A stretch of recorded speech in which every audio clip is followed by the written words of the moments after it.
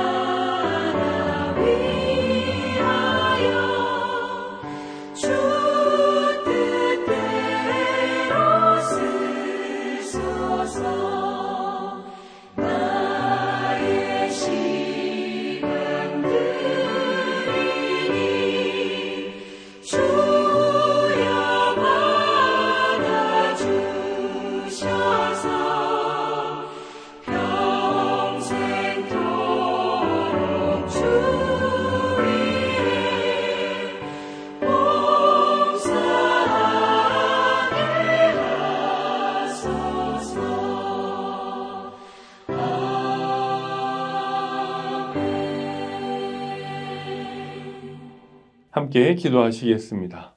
참 좋으신 하나님 감사합니다. 부활의 주님을 알게 하시고 그 부활의 주님을 믿게 하시고 또 그 부활의 생명으로 살아갈 소망을 우리에게 주시니 감사합니다.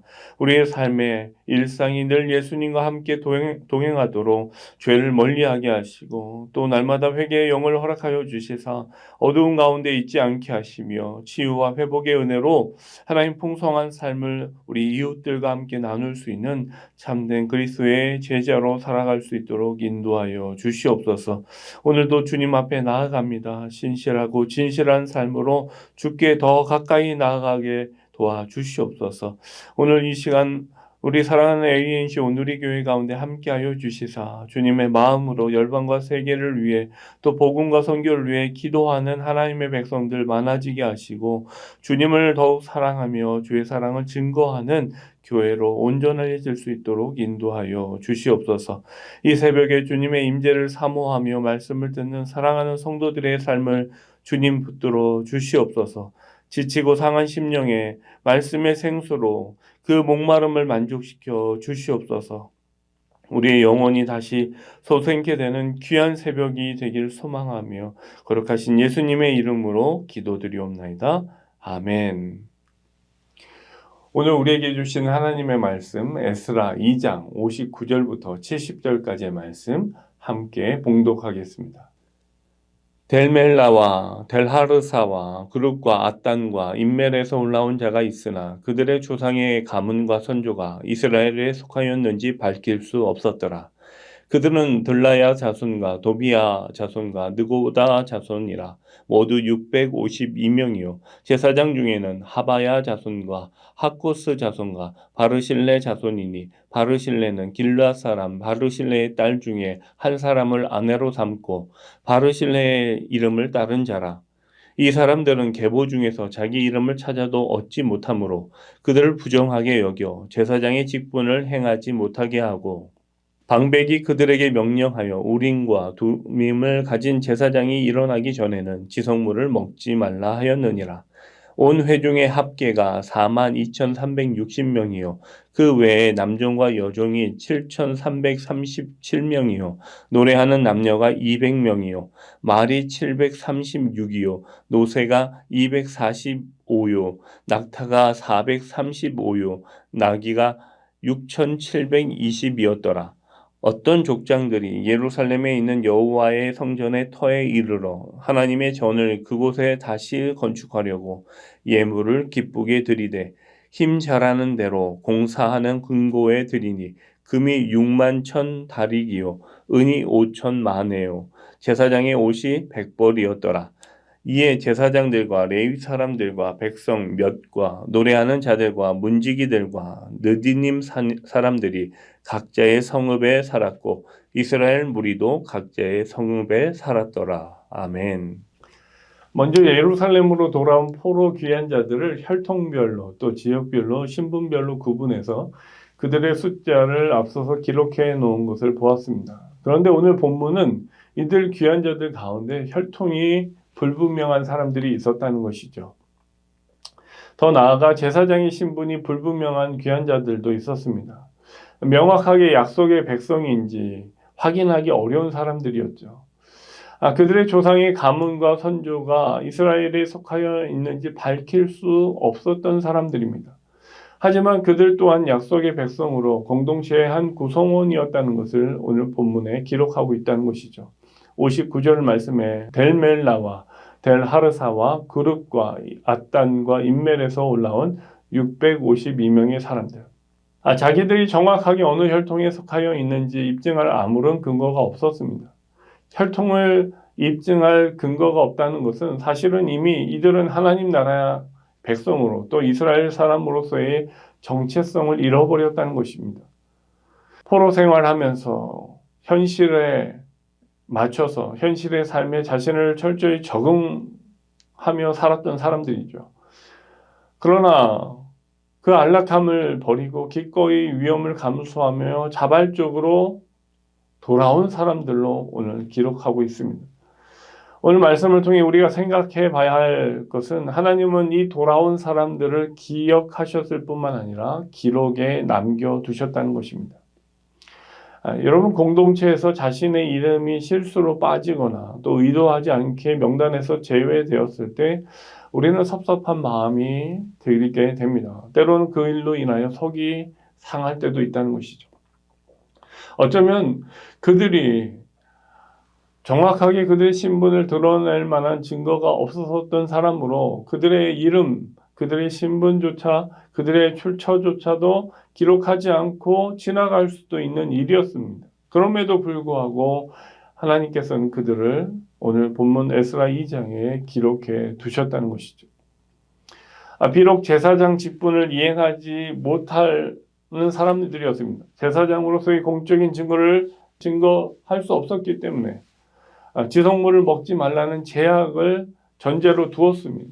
그럼에도 불구하고 하나님은 그들을 돌아온 사람들로 인정했다는 것이죠.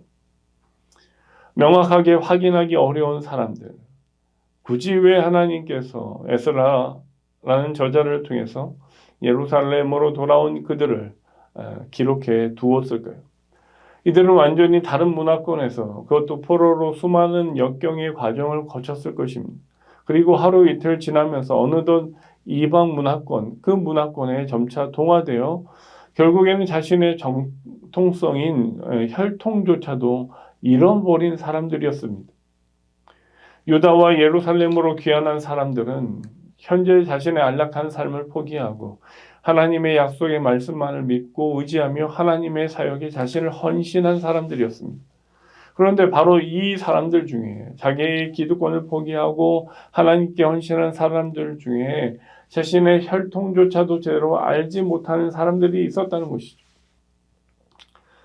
비록 바벨론이라는 현실의 삶 속에 동화되어서 자신의 정체성조차도 망각하며 살았지만 이 고레스 왕의 귀한 명령을 듣자 자신이 누구인지 자신에 대한 정체성을 다시 한번 깨닫고 하나님께로 되돌아와서 성전 건축에 참여하고 헌신한 사람들이 있었다는 것입니다. 자신의 혈통을 잘 모른다는 것은, 자신의 하나님 백성임을 잊고 살았다는 것은 자신의 치부일 것입니다. 그것을 만천하에 그대로 공개하고 자신의 잘못에 대해 용서를 구하며 하나님의 말씀에 전적으로 다시 한번 의탁하며 용기 있는 삶을 살기로 한 사람들입니다. 에스라 저자는 이들의 이러한 용기를 높이 인정했습니다. 이들 외에도 제사장 신분이 불확실한 무리들도 있었습니다. 그 사실 여부가 밝혀지기 전에는 제사장 직분을 할 수 없는 사람들이었습니다. 그럼에도 불구하고 철저히 그들 말씀을 따라 지키려는 의지를 가지고 그들 함께 품고 함께 주의 일에 나섰던 것이죠. 이렇게 바벨론에서 귀환한 백성들의 수는 42,360명이었고 이 밖에도 노래하는 이들과 함께 온 종들, 노래하는 남녀, 또 말과 노새, 낙타와 나귀, 짐승들의 수까지 계수되어 있는 것을 보게 됩니다. 귀환한 자들의 계보를 자세히 기록하고 밝힌 이유는 무엇이었을까요? 바로 하나님께서 주신 그 해방을 함께 기뻐하며 성전을 건축하라는 사명을 위하여 기꺼이 자신의 모든 것을 포기하고 하나님께 헌신한 사람들의 믿음과 용기를 격려하고 칭찬하고 있다는 것입니다. 오늘 본문에 예루살렘에 도착한 어떤 족장들이 기쁨으로 드려졌던 것을 오늘 본문에 나타내고 있는데요. 69절 말씀에 힘 잘하는 대로 공사하는 금고에 드리니 금이나 6만 1,000 다리기요 은이 5천만에요 제사장의 옷이 100벌이었더라. 이 많은 것들을 하나님께 드렸습니다. 물론 돌아온 이스라엘 백성들이 앞선 에스라 1장 5절과 6절에 자신의 은 그릇과 금과 물품들과 짐승과 보물과 그 외에 많은 예물을 기쁨으로 드렸다고 나와 있습니다. 오늘 이 본문의 68절에 어떤 족장들도 그렇게 했다는 것이죠. 성전을 짓기 위해 강요나 강압이 아닌 자발적으로 그리고 가슴에서 우러나는 기쁨으로 자신이 가지고 있는 능력대로 헌신과 헌물을 주님 앞에 드렸다는 것입니다. 사랑하는 성도 여러분, 저희들은 NC빌딩을 앞두고 있습니다. 그 빌딩을 통하여 앞으로 하나님께서 우리에게 부어주실 놀라운 비전들과 꿈을 함께 가지고 그 성전을 건축할 것입니다. 거기에 누구의 강요와 강압이 아닌 자발적인 기쁨으로 하나님이 이 일을 우리에게 맡겨주셨다는 기쁨과 헌신의 마음으로 그 일에 동참할 수 있는 저와 여러분 되기를 주의 이름으로 축원합니다.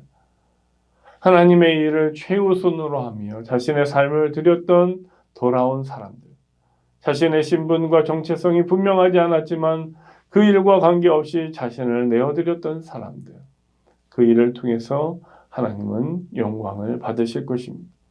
저와 여러분을 통해 영광 받으실 그 하나님을 기대하며 더욱 자신의 삶을 드리며 기쁨으로 헌신할 수 있는 저와 여러분 되기를 주의 이름으로 축원합니다.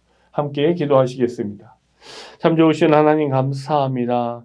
하나님의 말씀에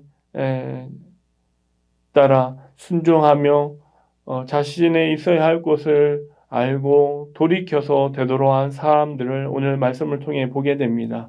하나님, 우리가 우리의 욕심을 따라 우리의 안위를 생각하며 사는 인생이 되지 않게 도와주시고 하나님이 원하신다면 하나님이 기뻐하시는 일이라면 조금도 주저하지 않고 하나님 기쁨으로 그 일에 헌신하며 자신을 드릴 수 있는 신실한 하나님의 백성들 되게 도와 주시옵소서.